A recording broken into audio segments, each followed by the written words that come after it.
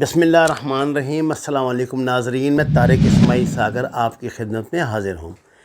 ناظرین کرام، افغانستان میں موساد کا کیا کردار تھا، یہ بڑا اہم سوال ہے۔ آج میں کوشش کر رہا ہوں کہ آپ کو بڑے مستند حوالوں سے اور تازہ ترین جو تحقیق ہے اس کے حوالے سے سوال کا جواب دوں۔ آپ سے درخواست ہے، اگر آپ نے ابھی تک چینل کو سبسکرائب نہیں کیا تو اسے سبسکرائب کریں تاکہ اس نوعیت کی اہم اطلاعات اور معلومات آپ تک بر وقت پہنچ سکیں۔ آپ کا بہت شکریہ۔ ناظرین، اسرائیل کے مشہور اخبار یروشلم پوسٹ نے انتہائی چونکا دینے والے انکشافات کیے ہیں۔ اس کی ضرورت اسے کیوں پیش آئی، اس سوال کا جواب آپ کو خود ہی مل جائے گا، کیونکہ یہ کوئی بہت کوئی گھنا سیکرٹ نہیں ہے۔ ظاہر ہے اپنے کارنامے تو ان کو بیان کرنے کا شوق ہے ہی نا جی، یہ تو سارا کریڈٹ پھر امریکہ ہی لے جاتا یا انڈیا ہی لے جاتا تو یہ بیچارے پیچھے رہ جاتے۔ اس کا کہنا ہے کہ افغانستان میں امریکہ کی قیادت میں بین الاقوامی اتحادی افواج نے 20 سال کے دوران طالبان کے خلاف اپنی جنگ میں کئی اسرائیلی ساختہ ہتھیار استعمال کیے۔ اسرائیل کی انٹیلیجنس معلومات کو استعمال کیا گیا، اسرائیل کی اسپائنگ سکل کو استعمال کیا گیا، اور اسرائیل کا باقاعدہ ایک اسپائنگ یونٹ کافی عرصے تک وہاں موجود رہا جو مسلسل مانیٹرنگ کی ڈیوٹی انجام دے رہا تھا۔ اسرائیلی اخبار یروشلم پوسٹ نے پیر کے روز شائع ہونے والی رپورٹ میں انکشاف کیا کہ اسرائیل نے کبھی بھی افغانستان میں اپنی افواج کو زمین پر تعینات کرنے کا اعلان نہیں کیا، لیکن افغان جنگ میں براہ راست حصہ لینے والے ممالک، خاص طور پہ برطانیہ، جرمنی، کینیڈا اور آسٹریلیا نے اسرائیلی ساختہ جنگی ہتھیار استعمال کیے۔ اگرچہ اسرائیلی فوج کے افغانستان میں کسی جنگی مشن میں حصہ لینے کا کوئی ثبوت نہیں ملتا، مگر ذرائع سے یہ پتہ چلا ہے کہ اسرائیلی فوجی دستے کچھ عرصہ کے لیے انٹیلیجنس معلومات اکٹھی کرنے کے لیے افغانستان میں تعینات رہے ہیں۔ اور ناظرین کرام، یہ انٹیلیجنس معلومات پاکستان سے زیادہ چین اور روس کے حوالے سے تھیں، جن کی ضرورت اسرائیل اور ظاہر ہے امریکہ کو بھی بہت زیادہ ہے۔ اسرائیل دفاعی کمپنیاں گزشتہ برسوں کے دوران افغانستان میں اپنی مصنوعات کے استعمال کے بارے میں خاموش رہی ہیں۔ اسرائیل نے افغانستان میں غیر ملکی افواج کو جو ہتھیار سپلائی کیے ہیں، ان میں اسرائیل ساختہ اسپائک میزائل کے علاوہ انٹیلیجنس معلومات جمع کرنے کے لیے ڈرون بھی شامل تھے۔ ناظرین کرام، اس فہرست میں ہلکی فوجی ٹیکٹیکل گاڑیاں یعنی MRAP، یہ تو آپ کو پتہ خاصی طالبان نے پکڑی ہوئی ہیں، بھی شامل ہیں، جو کہ اسرائیلی ساختہ اور بارودی سرنگوں سے بچنے کی صلاحیت رکھتی ہیں۔ ان گاڑیوں نے اتحادی افواج کو زیادہ کثافت والے علاقوں میں محفوظ طریقے سے موومنٹ میں بہت مدد فراہم کی، ورنہ اس کا کوالٹی ریٹ بہت زیادہ ہوتا، کیونکہ طالبان کا جو بہترین ہتھیار تھا وہ تو زمینی ڈیوائس ہی تھے نا، جو وہ ان کے لیے لگاتے تھے، بارودی سرنگیں لگاتے تھے۔ تو ان کی وجہ سے بڑے کنجسٹڈ ایریا میں بھی امریکن جو ہے نا وہ ان گاڑیوں کی وجہ سے خاصی محفوظ رہتے تھے، ان کا کوالٹی ریٹ بڑا ہی کم ہوا ہے۔ اچھا صاحب، اسرائیل کا ڈرون سسٹم افغانستان میں غیر ملکی افواج کے زیر استعمال رہنے والے اسرائیلی ہتھیاروں میں شامل ہے۔ رپورٹ میں کہا گیا ہے کہ اسرائیل طالبان کے خلاف جنگ میں ڈرون کا بڑا سپلائر تھا۔ اسرائیل نے یہ ہتھیاریں Australia, Canada, Chile, Colombia, France, Germany, India, Mexico, Singapore اور جنوبی کوریا سمیت کئی ممالک کو فروخت بھی کیے ہیں۔ انڈیا ان کا اب بھی بہت استعمال کرتا ہے، خصوصاً یہ چائنا کے خلاف اور ہمارے پاکستان کے خلاف۔ اللہ کے فضل سے ویسے ادھر تو جو آئے ہیں 2 وہ پاکستان نے گرا ہی لیے ہیں جی، جو کوارڈ آئے تھے 2 اب پتہ نہیں کہاں کرتے ہیں استعمال، لیکن کرتے ضرور ہیں۔ اخبار لکھتا ہے کہ جرمن فضائیہ نے 2010 میں افغانستان میں اسرائیلی ایروسپیس انڈسٹریز IAI کے تیار کردہ ہیرون TP ڈرونز کا استعمال کیا۔ ہیرون ٹی پی اسرائیلی ایروسپیس انڈسٹریز کا ایک جدید ترین روبوٹک آپریٹنگ سسٹم ہے جس میں 40 گھنٹے تک پے لوڈ فضا میں رکھنے کی گنجائش ہے۔ زیادہ سے زیادہ ٹیک آف زون کی گنجائش 11,685 پاؤنڈ ہے اور لوڈ 2,204 پاؤنڈ ہے۔ ان کا استعمال جاسوسی، جنگی مشنوں اور معاون طیاروں کے طور پر کیا جاتا رہا ہے۔ یہ دشمن کے اہداف کو نشانہ بنانے کے لیے فضا سے زمین تک مار کرنے والے میزائل بھی لے جا سکتا ہے۔ ناظرین، جرمن پائلٹوں کو اسرائیل میں تربیت دی گئی کہ وہ بغیر پائلٹ ڈرونز کیسے چلائیں۔ انہیں ان کی نگرانی کی ٹریننگ دی گئی۔ کینیڈین اور آسٹریلوی پائلٹوں نے افغانستان میں اسرائیلی ہیرون 1 طیارے بھی استعمال کیے۔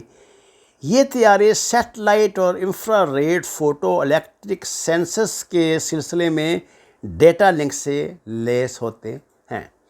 ناظرین کرام، نہ صرف جنگی حالات میں زمینی ہیرون 1S فوج کو جاسوسی کی صلاحیت فراہم کرتا رہا ہے، بلکہ وہ فضا سے دھماکہ خیز مواد کو ٹریک کرنے کی بھی صلاحیت رکھتا ہے، یعنی فضا سے ٹریک کر لیتا ہے جہاں پہ کچھ آپ نے سونگ لگائی ہے یا دھماکہ خیز مواد رکھا ہوا ہے۔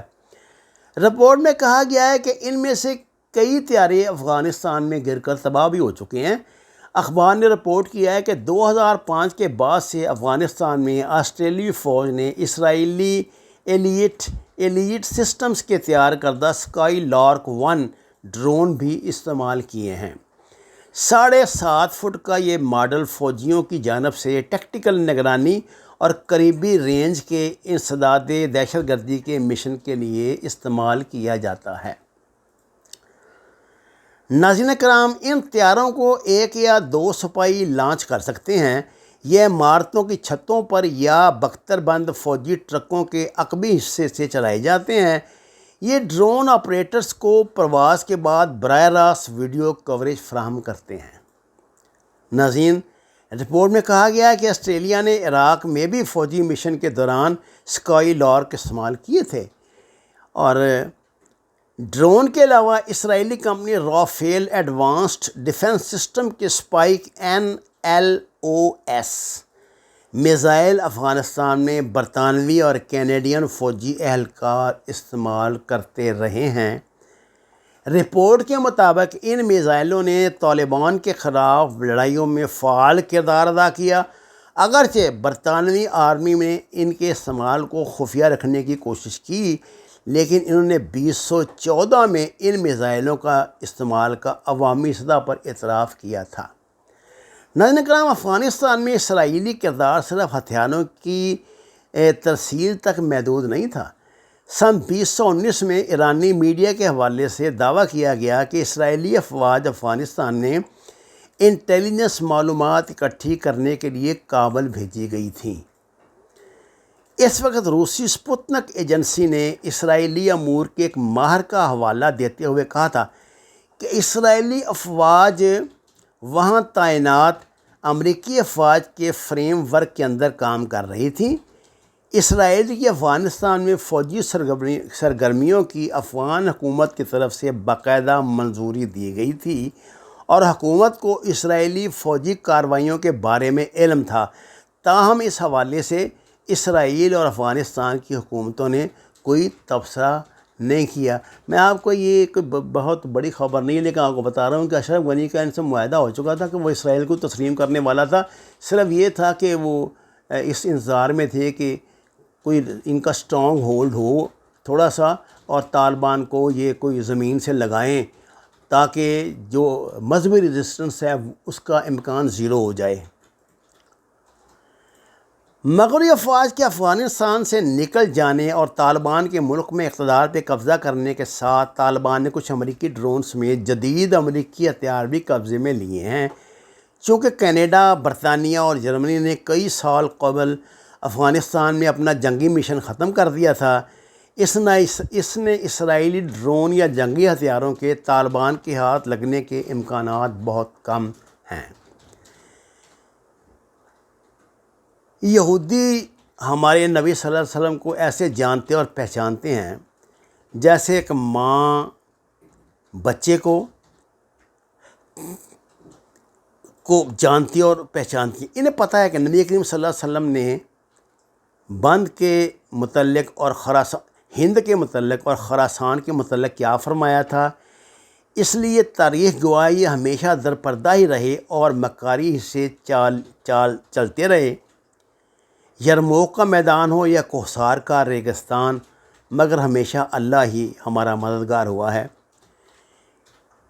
آپ نے دیکھا دجالی سسٹم کے حوالے سے جو دعوے ابھی آئے اسرائیل کی طرف سے کیے گئے کہ انہوں نے تو کہہ دیا تھا کہ یہ جو سال ہے 2021 کا، اس میں وہ آ جانا ان کا جو نجات دہندہ ہے، جس کو یہ پتہ نہیں کیا کیا کہتے ہیں کچھ، اور یہ اس کو شہید کر کے تو یہاں پہ وہ بنائیں گے مسجد کے جگہ، وہ جو انہوں نے وہ بنانا ہے وہ سلمان ڈوم کیا نام ہے اس کا، وہ بنانا چاہتے تھے. لیکن ان کے ارادوں پر خاک پڑ گئی ہے. یہ بہت بڑا ایونٹ ہے. یہ جو فتح ہے نا اس وقت اسلامی امارات کا کابل میں قیام، اور اسرائیلیوں کو خراسان اور ہندوستان کے متعلق نبی صلی اللہ علیہ وسلم کے ارشادات کا ہم سے بہت زیادہ اچھی طرح علم ہے. اب دو صورتیں ہو سکتی ہیں، یا تو کچھ عرصے کے لیے وہ دب جائیں گے اور ہمارے رد عمل کا انتظار کریں گے، لیکن وہ ایسا کریں گے نہیں، کیونکہ ان کی خوبی یہی ہے کہ یہ خطرے سے کو بڑھنے سے پہلے اس کو ختم کرنے کی کوشش کرتے ہیں اور اس لیے کامیاب ہوتے ہیں. اور مجھے ایسے لگتا ہے کہ اب وہ مڈل ایسٹ میں اپنا وہ جو گھناؤنا گریٹر اسرائیل کا منصوبہ ہے وہ بہت تیزی سے اس پہ عمل پیرا ہو رہے ہیں. یہ اطلاع میں آپ کو پہلے دے چکا ہوں کہ ان کی یہ خواہش ہے کہ وہ ایک سرنگ جو ہے نا وہ یہاں سے اردن سے شروع کریں جو مدینہ میں جا کے نکلے. باقی واللہ عالم بالصواب وما علینا الا البلاغ المبین. ناظرین کرام، درخواست ہے قرآن اور نماز کو ترجمے کے ساتھ جانیں. آپ کا بہت شکریہ.